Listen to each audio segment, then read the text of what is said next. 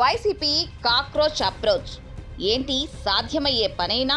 నారా లోకేష్ రాజీనామాకు YCP demand. తెరపైకి DSC వివాదం, నియామకాల్లో అవకతవకల ఆరోపణలు, జంజీ పోరాటాల స్ఫూర్తితో వైసీపీ ఒత్తిడి. మంత్రితో రాజీనామా చేయించడం ఈజీ అని నేర్పించింది కాక్రోచ్ జనతా పార్టీ పోరాటం చేయడం అంటే ఏంటో, ఎలా చేయాలో నేర్పించింది జంజీ. ధర్మేంద్ర ప్రధాన్ ఎప్పుడైతే రాజీనామా చేశారో ప్రతిపక్షాలకు ఒక బలం వచ్చింది. ఇప్పుడు ఇదే బలాన్ని టీడీపీపై ప్రయోగించాలనుకుంటుంది వైసీపీ. నారా లోకేష్ రాజీనామా చేయాలని పట్టుబడుతుంది వైసీపీ. లోకేష్ దిగిపో అంటూ హెడ్డింగులు పెడుతూ తన వంతు ప్రయత్నం తాను చేస్తుంది. ఇక్కడ విషయం వైసీపీకి అర్థమైనట్లు లేదు. నిజానికి కేంద్ర మంత్రితో రాజీనామా చేయించడం వేరు, ప్రధాని రాజీనామాకు డిమాండ్ చేయడం వేరు. మంత్రి రాజీనామా చేసినంత ఈజీ కాదు ప్రధానిని లొంగదీయడం. అలాంటిది మంత్రి నారా లోకేష్ తో రాజీనామా చేయించడం వైసీపీ వల్ల అయ్యేనా?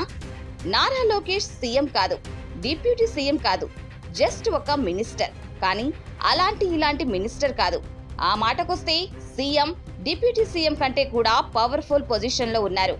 టీడీపీ మొత్తం నారా లోకేష్ చేతిలో ఉంది. మరి నారా లోకేష్ తో రాజీనామా చేయించడం వైసీపీ వల్ల అయ్యేనా?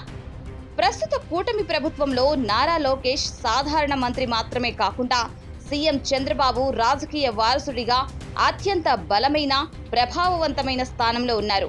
ఐటీ, విద్యాశాఖలను నిర్వహిస్తున్న ఆయన దూకుడుగా నిర్ణయాలు తీసుకుంటున్న తరుణంలో నేరుగా ఆయనను టార్గెట్ చేయడం ద్వారా ప్రభుత్వంపై మానసిక ఒత్తిడి పెంచవచ్చని వైసీపీ అంచనా వేస్తుంది.